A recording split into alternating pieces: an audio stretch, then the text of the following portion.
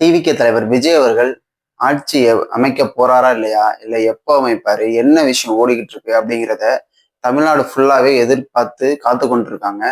ஆனா இது ஆளுநர் பிரச்சனையா, பிஜேபி பிரச்சனையா, இல்ல மற்ற இதர கூட்டணி கட்சிகள் வராதனால உள்ள பிரச்சனையா, நம்ம அதையும் தாண்டி டிவிகே தலைவர் விஜய் அவர்கள் முதல்வர் ஆக போறாரு. அதுதான் மெயின் விஷயமா பார்க்கப்படுறது. எல்லாராலும் கவனிக்கப்படுறது இதுதான் காரணம். இப்போ மற்ற தேர்தலாம் என்ன ஆகும்னா ஓட்டு போட்டு அவங்கவுங்க வேலையை பார்க்க போயிடுவாங்க. ஆனா இந்த தேர்தல்ல அப்படி கிடையாது. விஜய் அவர்கள் ஓட்டு போட்டு அவர் முதல்வர் ஆகிறத நம்ம பார்க்கணும் அப்படிங்கிற ஒரு எண்ணத்துல தமிழ்நாடு மக்கள் மேக்சிமம் இருக்காங்க. அதை பத்தின பதிவு தான் இது. வாங்க வீடியோக்குள்ள போகலாம். தமிழக வெற்றி கழகம் 108 தொகுதிகள்ல பெரும்பான்மையா மற்ற கட்சிகளை விட அதிக தொகுதிகளில் வெற்றி பெற்று ஆட்சி அமைக்க ஆளுநருக்கு கடிதம் எழுதினாங்க, அழைப்பு விடுங்கன்னு சொல்லிட்டு. ஆனா ஆளுநர் என்ன சொல்றாங்க, நீங்க பெரும்பான்மையை காமிங்க, 118 வேட்பாளர்களை எங்களுக்கு கடிதம் மூலமா கொடுங்க, அதுக்கப்புறம் நான் உங்களை ஆட்சி அமைக்க அழைக்கிறேன் அப்படிங்கிற மாதிரி ஆளுநர் சொல்லிட்டாரு. இது ஒரு சில பிஜேபி இருக்கிறதுன்னு ஒரு சொல்லலாம். இன்னொரு பக்கம் இதுதான் சட்டம் அப்படிங்கிற மாதிரியே சொல்லலாம். ஆனா அது அவங்க கருத்துக்கு ஏற்ற மாதிரி மாற்றி மாற்றி பேசிக்கிட்டே இருப்பாங்க. ஆனா நம்ம உள்ள வருவோம். என்ன விஷயம்னா, இப்போ 118 தொகுதிக்கு விஜய் அவர்கள் சிபிஐ, சிபிஎம், பிசிகே இவங்ககிட்ட மட்டும்தான் அவர் எங்களுக்கு சப்போர்ட் பண்ணுங்க, ஆதரவு கொடுங்கன்னு சொல்லி கேட்டிருந்தாரு. இதை நாங்க பரிசீலனை பண்றோம் அப்படின்னு சொல்லிட்டு ஒரு நாள் டைம் எடுத்துக்கிட்டாங்க. சிபிஐயும் சிபிஎம்மும் ஆதரவு கொடுத்துட்டாங்க, அவங்களோட கடிதத்தை கொடுத்துட்டாங்க.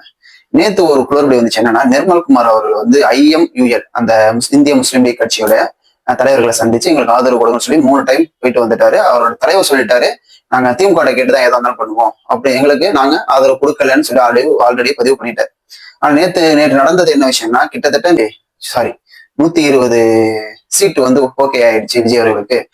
இந்திய முஸ்லீமுக்கும் ஆதரவு கொடுத்துட்டாங்க, பிசிகேவும் ஆதரவு கொடுத்துட்டாங்கன்னு சொல்லி ஒரு நியூஸ் பெரும்பாலும் ஸ்ப்ரெட் பண்ண ஆரம்பிச்சது. அதை தவேக தொண்டர்களும் கொண்டாட ஆரம்பிச்சிட்டாங்க. ஆனா லாஸ்ட் என்ன ஆயிடுச்சுன்னா, பிசிகோ இன்னும் அவங்க பேசி முடிச்சிட்டாங்க, ஆனா அவங்களுடைய கடிதத்தை கொடுக்கல. IMUL இந்திய முஸ்லீமுக்கு என்ன சொல்லிட்டாங்க, நாங்க ஆதரவு கொடுக்கல அப்படிங்கிற மாதிரி சொல்லிட்டாங்க. இப்போ நேற்று இரவுல 116 சீட்டு மட்டும் தான் அவங்களுக்கு ஓகே ஆயிருக்கு. இன்னும் 2 கண்டிப்பா தேவை. அது IMUL கிடையாதுன்னு சொல்லிட்டாங்க.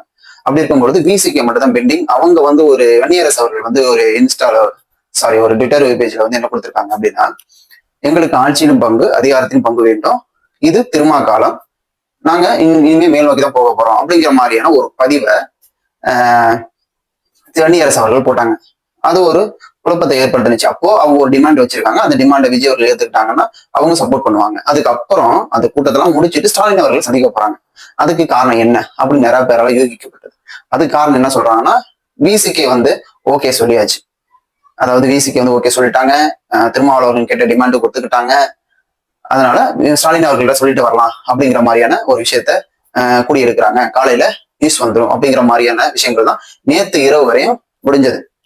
இப்போ இன்னைக்கு விடுதலை சிறுத்தை கட்சியோட தலைவர் விஜய் அவர்களுக்கு ஆதரவு கொடுப்பாங்களா இல்லையா அப்படிங்கிறத நம்ம பொறுத்திருந்து பார்க்கணும்.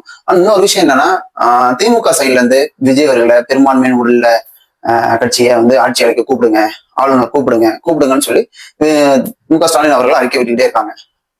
இதுல ஒரே ஒரு விஷயம் என்ன, திமுக ஆதரவாளர் அதாவது திமுகவுடைய ஆதரவாளர்கள்லாம் என்ன சொல்றாங்க அப்படின்னா, ஸ்டாலின் அவர்கள் சொல்லிதான் சிபிஐ சிபிஎம்மும் சப்போர்ட் பண்ணாங்க அப்படிங்கிற மாதிரி விஷயத்த ஒரு பிம்பத்தை கிரியேட் பண்றாங்க. சரி, அப்ப சப்போர்ட் பண்ணா இந்திய முஸ்லீம் கட்சி நாங்க திமுக என்ன சொல்லுவோம் அதுதான் செய்வோம்னு சொல்லி ஃபர்ஸ்டே சொல்லிட்டாரு. அப்புறம் அவர் எதுக்கு இப்ப ஆதரவு கொடுக்கல? அப்போ அதுலயே அந்த விஷயம் தெரியுதுல திமுக என்ன நிலைப்பாடு இருக்காங்கன்னு. இப்ப விசிக இது வரையுமே வரல அவர் சந்திச்சதுக்கு அப்புறம். ஓகேவா? அதுக்கும் காரணம் என்ன அப்படிங்கிறது இன்னைக்கு தெரிஞ்ச பேர். அது மட்டும் இல்லாம அதிமுக திமுகவோட கூட்டணியில் போறதுக்கு பேச்சுவார்த்தையும் நடந்திருக்கு.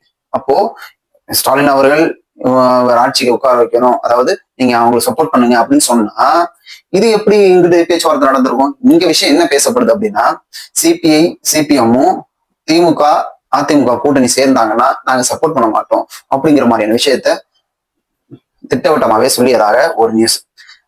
அதனாலதான் இப்ப அவங்க சப்போர்ட் பண்ணா மட்டும்தான் நீங்க அதிமுக திமுக கூட்டணி போனாலுமே, இப்போ அதிமுக தலைமை ஏற்று திமுக சப்போர்ட் பண்ணாலுமே இவங்க சப்போர்ட் பண்ணணும், இவங்க சப்போர்ட் பண்ண முடியாதுன்னு சொல்லிட்டாங்க. அதனாலதான் இவங்க இங்க ஆதரவு கொடுத்துட்டாங்க.